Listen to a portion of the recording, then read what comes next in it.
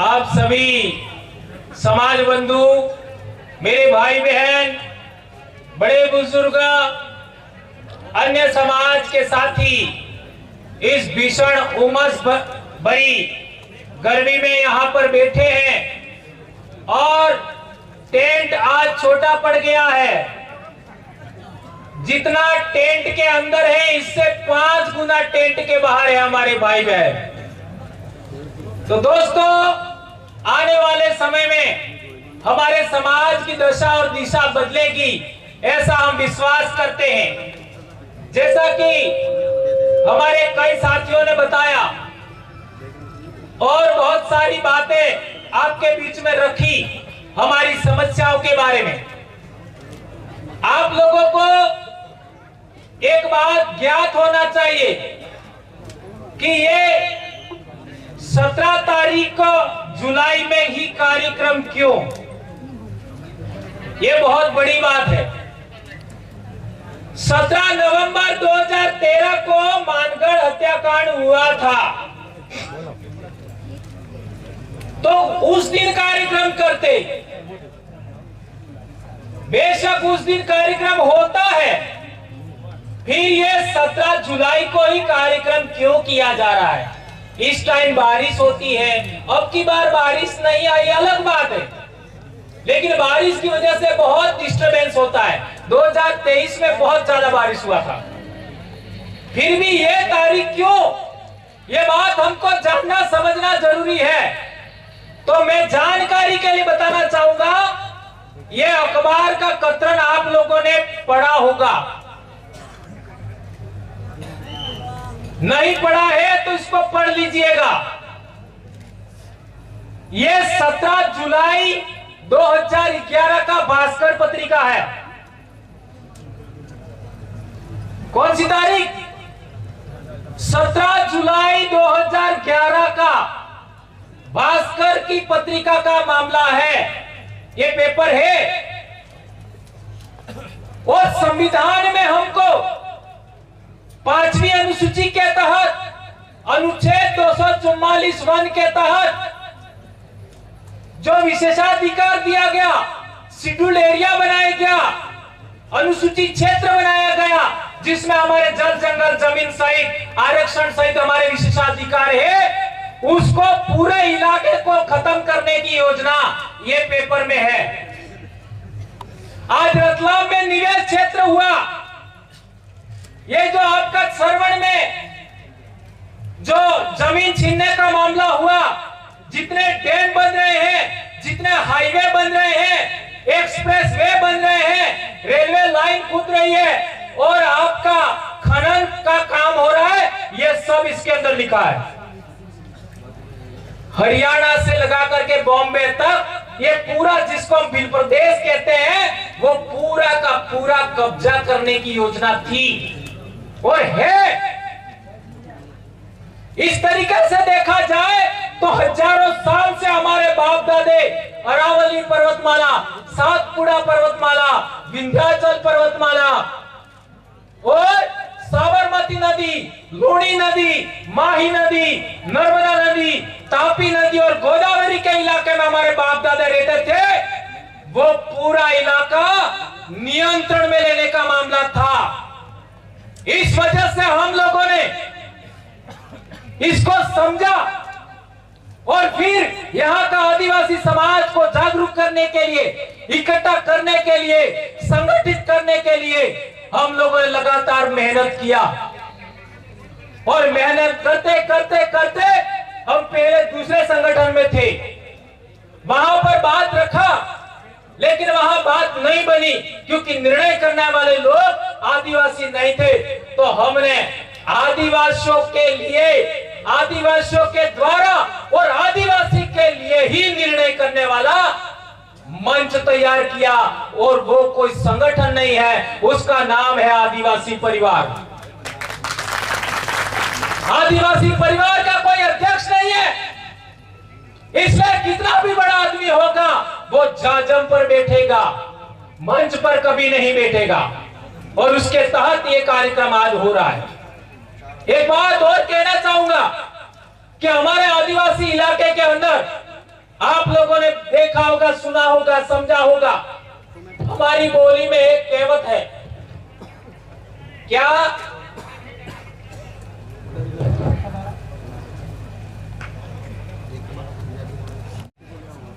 આપણે બાપ દાદાનો ઇતિહાસ દબાવી દીધો,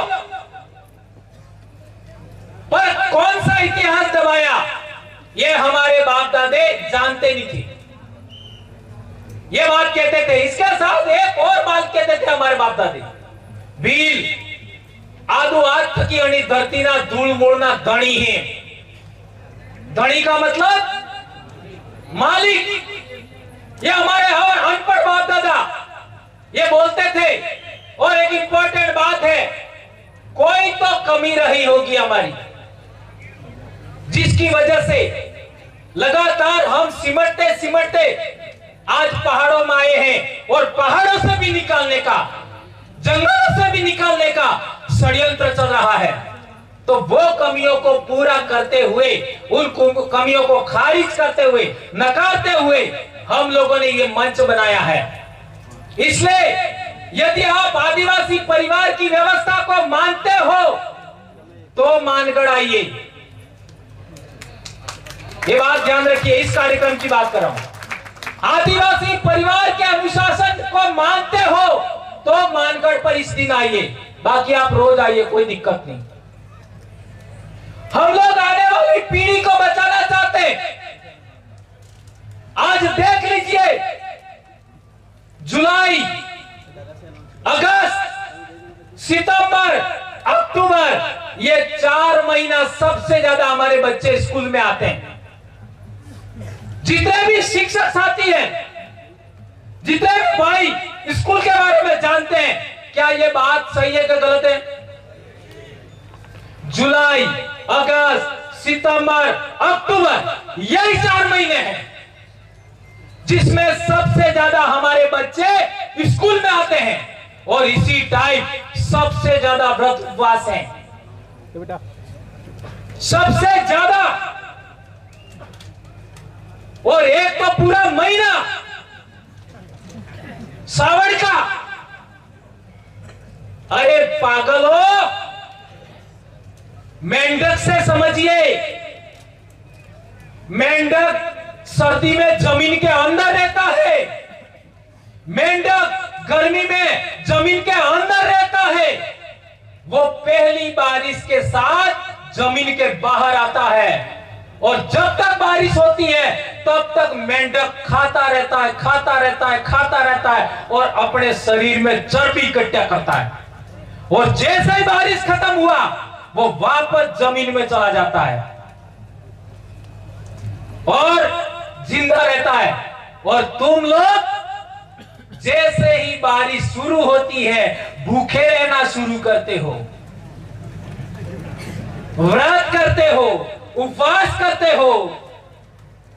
अरे सभी जीवों को, एक कीड़े को भी, एक तितली को भी बारिश में सबसे अच्छा भोजन मिलता है। छोटे से छोटे जीव को बारिश के सीजन में सबसे अच्छा भोजन मिलता है। और जब सबसे अच्छा भोजन मिलता है तब तुम भूखे रहते हो। यह तुम्हारे दिमाग में यह बीमारी किसने घुसेड़ी? इसलिए मानगढ़ आते हो, आदिवासी परिवार की व्यवस्था को मानते हो, आदिवासी परिवार के अनुशासन को मानते हो, तो पहला काम करिए, दिन को दारू कभी नहीं पिएंगे। क्या ये बात मानोगे? अरे मार कालजानु खोन तमार में है तो मानोगा, बीलानु खोन तमार में है तो मानोगा, ने बेड़ जुन बीज में तो नहीं मानोगा। हाथ ऊंचा करके बताइए, दिन को दारू पियोगे कि नहीं पियोगे? आज के बाद कभी नहीं पियोगे दिन को दारू।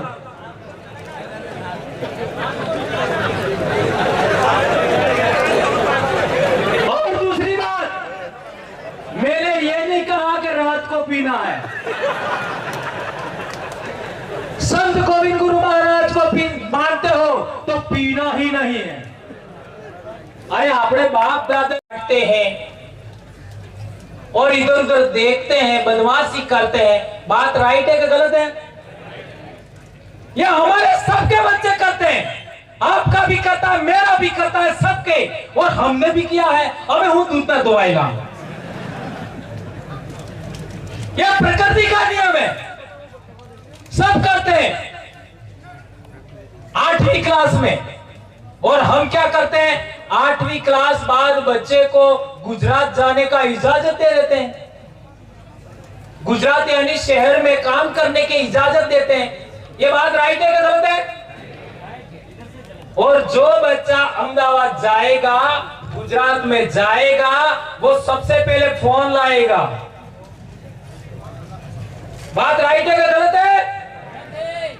और पसे 9वीं में फिर जाएगा और आई बाप ने थोड़ा परेशान करेगा और थोड़ा घी लावेगा, थोड़ा माँ बाप तक लेगा, पसे 9वीं में गाड़ी लावेगा।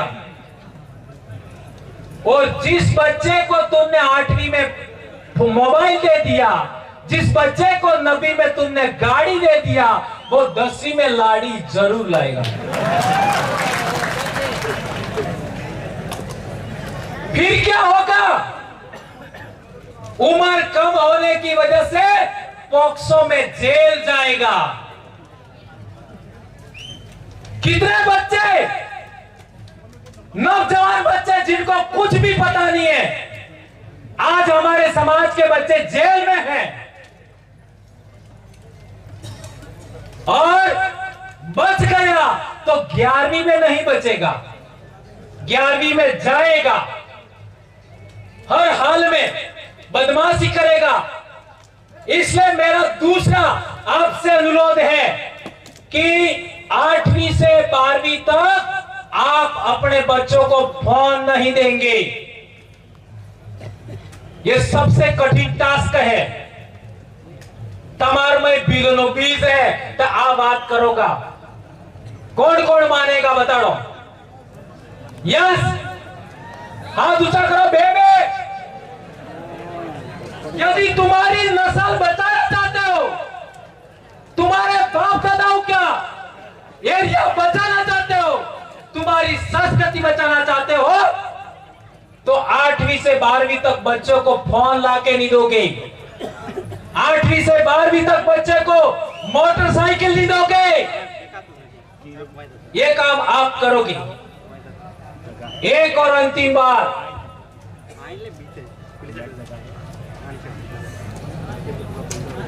हमने देखा है कि हमारे बच्चे सोमवार को स्कूल जाने के बजाय व्रत करते हुए मिलते हैं। पढ़ाई से ही उन्नति होगी, व्रत से नहीं होगी। ये हमारे खुद के बच्चे हमने पैदा किए हैं, तो उनको समझाना है। एक और बात, हमारे समाज में ट्रेडिशनल नॉलेज बहुत ज्यादा है, जिसको कहते हैं परंपरागत ज्ञान। आ महीनो आषाढ़ महीनो, आषाढ़ महीना में हमारे प्रकृति पूजा के 2-3 आपका त्योहार है। एक तो होता है आषाढ़ी 20, ध्यान रखो, एक आषाढ़ी पासेम, एक आषाढ़ी 11 और एक आषाढ़ी पोनेम। करना सजा 20 पासेम 11 ने पोनेम, यह शारदाड़ा। मध्य प्रदेश में क्या क्या होता है पता लगाओ, गुजरात में क्या क्या होता है पता लगाओ, राजस्थान में क्या क्या होता है पता लगाओ, इसका क्या महत्व है ये पता लगाइए। महाराष्ट्र में भी। और एक बात, हमारा जो आषाढ़ का महीना है वो मकाई के नाम, जंगल की वनस्पति के नाम समर्पित है। सावन का महीना हमारे समाज की परंपरा अनुसार, हमारे ट्रेडिशनल नॉलेज के अनुसार सावन का महीना है, वो सोका ने नाम, हाड़ ने नाम, धान ने नाम और आपका पहली उपज के नाम होता है। और भादरवा का जो महीना होता है वो धान की आपका पहली आवक के नाम होता है। और आश्विन महीना होता है वो हमारे समाज की मान्यता अनुसार नव सृजन करने वाली शक्ति की उपासना का होता है, और कार्तिक महीना होता है नई उपज भंडारण का होता है। इसलिए मैंने कहा कि जुलाई से अक्टूबर के महीनों को आप लोग अच्छे तरीके समझेंगे, ऐसा मैं मानता हूं। ये जो सफेद पगड़ी है इसका क्या महत्व है? आप लोगों ने देखा होगा अलीराजपुर और मध्य प्रदेश में, बहुत गंभीर बात बता रहा हूं, याद रखो। झाबुआ, अलीराजपुर और दाहोद के इलाके में आपने देखा होगा कि हमारे शरीर पर कपड़ा कम होता है, यहां तक कि लंगोट होता है, लेकिन भील के सिर पर पगड़ी जरूर होती है। सही है गलत है? ये हो सके। और वो पगड़ी का रंग कैसा होता है? सफेद। ये ध्यान रखो, शरीर पर कपड़ा कम है, इसके बावजूद भी पगड़ी जरूर होगा और सफेद होगा।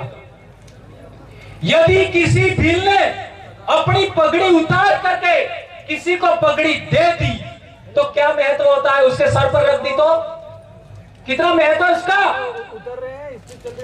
और किसी लड़ाई हो रही है और किसी भील ने पगड़ी उतार करके बीच में डाल दी तो क्या होगा? कितना भी बड़ी लड़ाई होगा रुक जाएगी। यह है पगड़ी का महत्व। और एक गंभीर बात, अलीराजपुर, जब आपका दाहोद की बात बताता हूं, यहां के भील जिस तरीके की धोती पहनते हैं वो धोती का रंग कैसा होता है?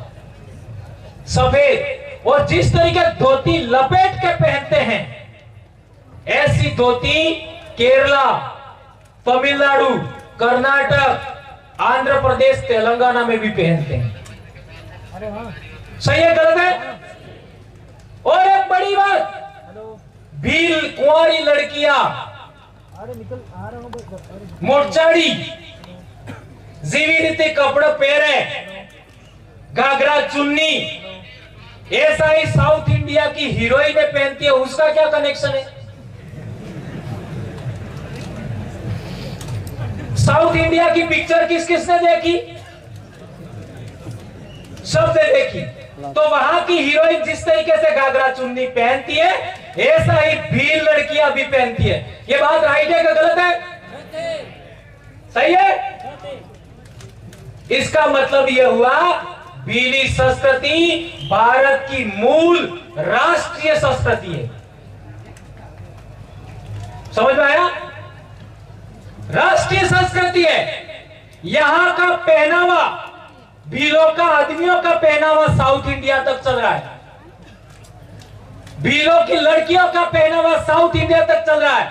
और बड़ी बात, हमारी मां को हमारी बोली में क्या बोलते हैं? आई। ये आई अजमेर से कर्नाटक तक चलता है। और हमारी जो कुल देवी होती है उसको भी मताई कहते हैं। मताई, आई, ये महत्व होता है।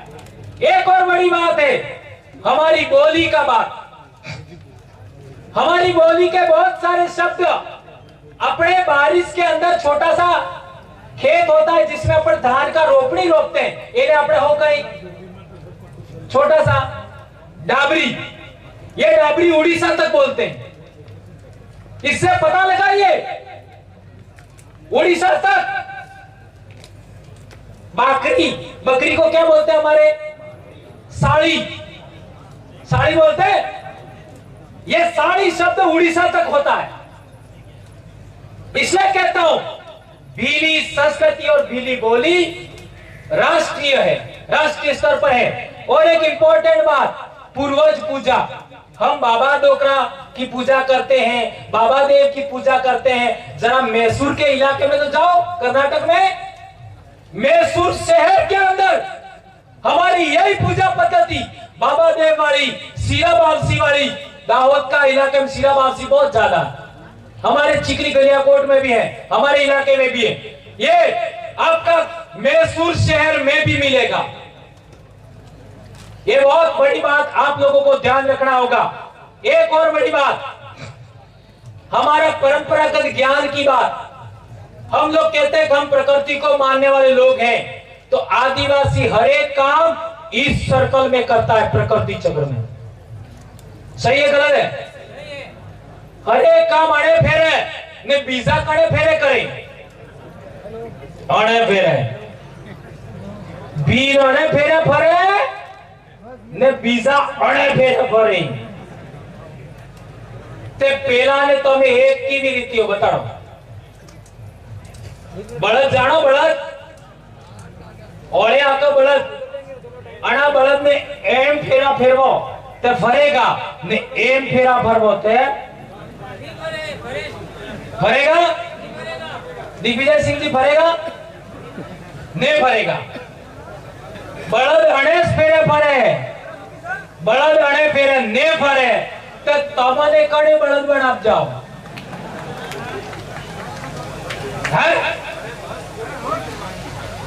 अरे हमारी आरती भी इस सर्कल में होती है, हमारे मंदिर देवरों पर परिक्रमा भी ऐसे ही होती है। ये प्रकृति चक्र का महत्व समझिए। दूसरी बात है परंपरागत ज्ञान का, वो है निरंतर सुधार की प्रक्रिया। ये बहुत गंभीर बात है, बहुत बड़ी बात है। आप लोगों ने देखा होगा सभी धर्मों के अंदर, सभी धर्मों में जो अपने विचार को नहीं मानता है, अपनी बात नहीं मानता है, उसे मार देने का प्रावधान है। चाहे वो कोई भी धर्म हो, जो अपनी बात नहीं मानता है उसको मार देने का प्रावधान है। लेकिन भीली संस्कृति में मारने का प्रावधान नहीं है। भीली संस्कृति में सुधार की बात है। हम सुधार की अपेक्षा करते हैं। इसका एक उदाहरण देना चाहूंगा। हमारे कुंभलगढ़ और चित्तौड़गढ़ पर राज करने वाले महाराणा कुंभा, महाराणा प्रताप का तो बात आप जानते ही हो, महाराणा कुंभा की बात करता हूं। महाराणा कुंभा के पूर्वज पिताजी को मोकल राणा, उनको उनके ही परिवार के आस पड़ोस के लोगों ने मार दिया। और वो जो लोग थे मारने वाले, वो चले गए मालवा, और मालवा से वापस आपका मेवाड़ में आए तत्कालीन रियासत में, तो मोकल ने जिस आदिवासी को मारा था उसी आदिवासी के इलाके में जाकर रहे। क्यों? क्योंकि वो फिर जो मारा था उसी का परिवार आपका मेवाड़ के महाराणा को स्वाभाविक है विरोधी मानता होगा, ऐसा सोच करके वहां आए। तो उन्होंने बहुत प्रयास किया महाराणा कुंभा के जमाने में, लेकिन उनको वो हरा नहीं पाए। फिर लास्ट में उन लोगों ने योजना बनाई और फिर जिस पत्नी का पति मारा गया था उसी से संपर्क किया और कहा गया कि हमारे राणा को मारने वाले दुश्मन आपके इलाके में छुपे हुए हैं, तो उनको हमें पकड़ना है, आप इजाजत दीजिए। तो वो महिला ने कहा ये आपको हम हमारे इलाके में ऐसी इजाजत नहीं दे सकते, लेकिन यदि आपको वो पकड़ना है तो वो आपको नहीं पकड़ना है, मेरे बेटे पकड़ करके आपको दे देंगे। और इसके बाद उस महिला ने, चूंकि अपने इलाके में रहता था, उसको आपका उनके बेटों ने पकड़ करके दे दिया। अब विचार करिए, वो भी दुश्मन का बेटा था, इसके बावजूद भी हमारे पूर्वजों की एक महिला ने, बच्चों ने सुधार की अपेक्षा से वो लोगों को पकड़ करके उनके हवाले किया। यह है बहुत बड़ी बात। और तीसरी इंपॉर्टेंट बात है कि हमारा समाज अपना हो या पराया हो, उसके साथ हमेशा न्याय करता है, और हमारे साथ सभी लोग अन्याय करते हैं। हमारे लोग चाहे अपना हो या पराया हो विश्वास करते हैं, और दूसरे लोग हमारे साथ सदा विश्वासघात करते हैं। ये बात समझिए। एक और इंपॉर्टेंट बात, हमारे समाज में महिलाओं को बराबरी का अधिकार है और दूसरे समाजों में महिलाओं को दोयम दर्जे का माना जाता है। और एक इंपॉर्टेंट बात है, हमारे समाज में बांटकर खाने की बात है। यदि हमारे घर में 2 ही रोटी है और हम 2 जने हैं और कोई तीसरा आ गया तो क्या करेंगे? अकेले अकेले खा जाएंगे कि 2 रोटी तीनों में बांट के खाएंगे? बांट के खाएंगे। और एक बड़ी बात, यदि गाड़ी में आप बैठे हैं, बस में, आपके साथ रोटी है, बिस्किट है, समोसा है, कचौरी है, या फिर आप रेल में बैठे, तो आपके पड़ोसी में जो बैठा है उसके पास रोटी नहीं है, समोसा नहीं है, कचौरी नहीं है, क्या आप खा सकते हो? खा सकते हो? नहीं खा सकते। उसको दिए बगैर खा नहीं सकते। और यहां पर गैर आदिवासी होगा तो मस्ती से खाएगा। यह है परंपरागत ज्ञान, इसको कहते हैं ट्रेडिशनल नॉलेज। यह हमारे बाप दादाओं की विरासत है।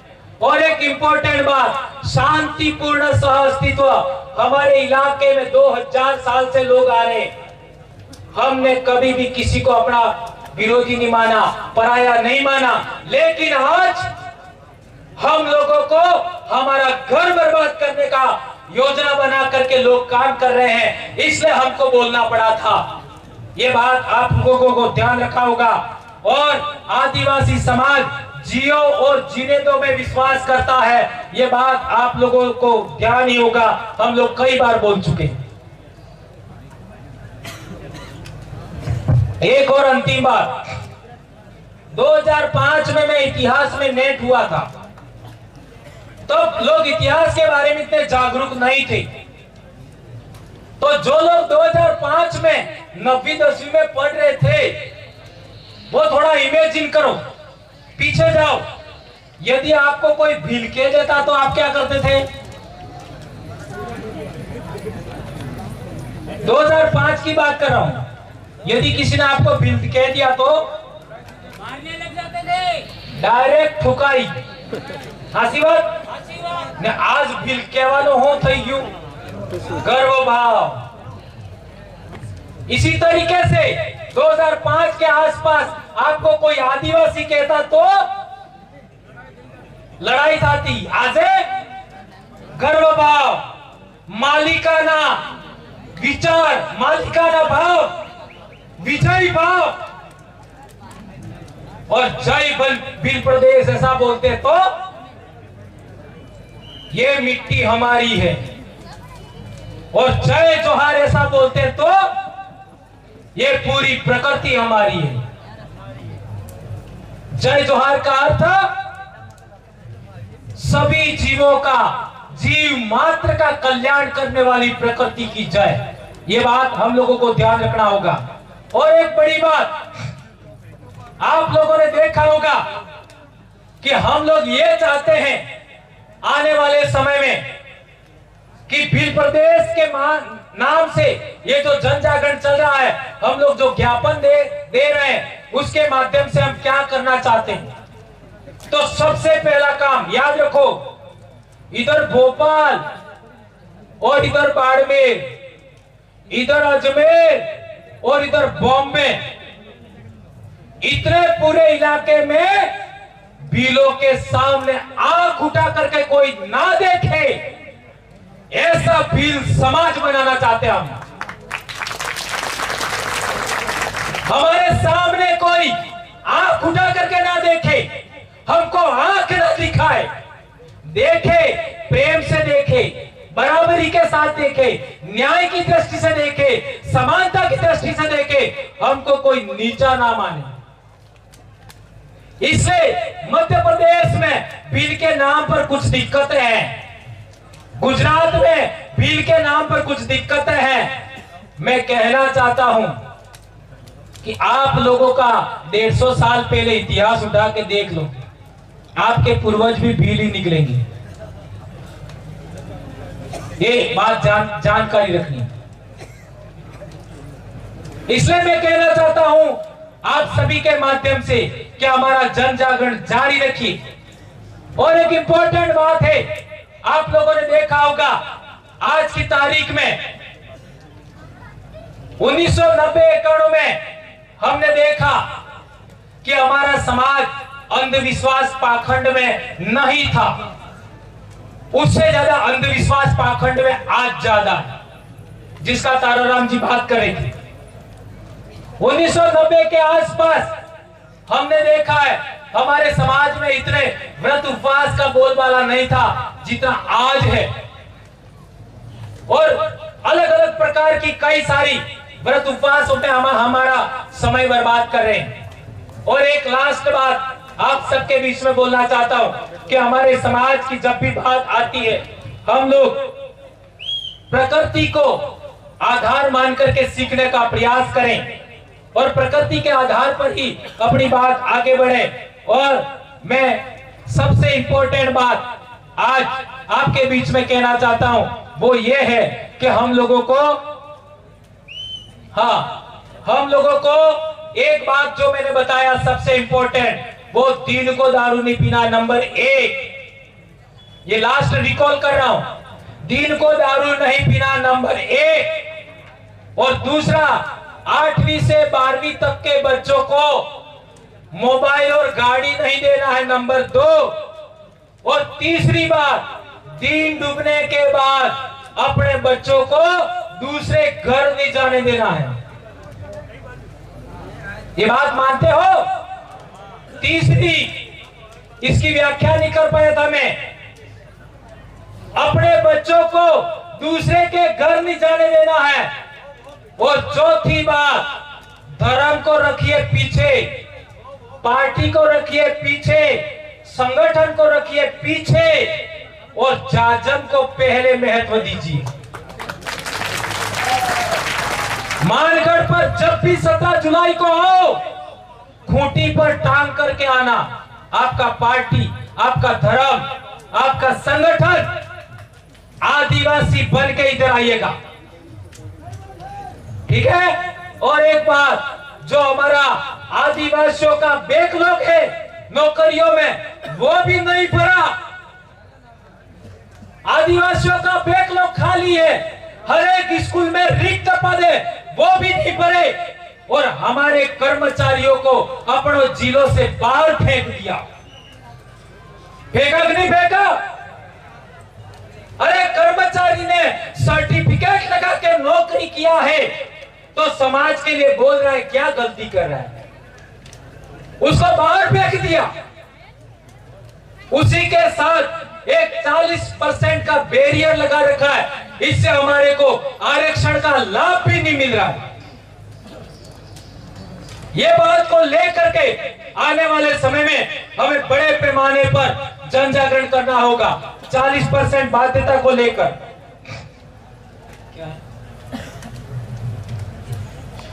एक और बड़ी बात, हेलमेट हमारी सुरक्षा के लिए।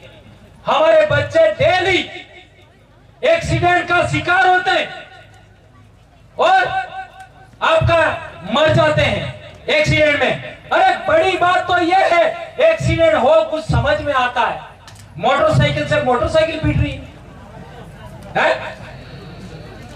क्या हो गया है आज के युवाओं को? और गाड़ियां लाते हैं ऊंची ऊंची, गाड़ी बराबर से वजन नहीं बढ़े है? 20 किलो वजन ने 22 किलो की गाड़ी। इतने एक्सीडेंट हो रहे और हमारे बच्चे मार रहे हैं। इसलिए हेलमेट पहनना ही है, हेलमेट पहन के ही आना है। आने वाले साल इधर भी आओ तो हेलमेट पहन के आना है। और एक बड़ी बात, ये कुंभलगढ़ में हमारे जो भाई लोग हैं उनका ये अभयारण्य बनाया जा रहा है। इसमें हमारे लोगों को बहुत ज्यादा टाइगर प्रोजेक्ट बना करके परेशान किया जा रहा है। तो हम लोगों को एक बड़ी डिमांड सभी 4 राज्य के लोगों को करनी है वो कुंभलगढ़ का इलाका है, बाली का इलाका है, और पाली का कुछ इलाका छूट गया है, कुछ सिरोही का इलाका छूट गया है, कुछ चित्तौड़ का इलाका छूट गया है, कुछ भीलवाड़ा का इलाका, कुछ हाड़ौती का इलाका शेड्यूल एरिया घोषित होना चाहिए। होना चाहिए कि होना चाहिए? हाथ ऊंचा करके समर्थन करिए। ये बात को हमें आगे बढ़ाना है। एक और इम्पोर्टेंट बात, आज हमारे यहाँ पर कुंभलगढ़ से कितने लोग आए हैं देखो, गोकुंदा से कितने लोग आए हैं देखो, पाली से कितने लोग आए देखो, बड़ी बड़ी बसें भर करके आए हैं। उनके लिए आप लोग सभी एक बार ताली बजा करके अभिनंदन करिए, वो रात को यहाँ पर आए हैं।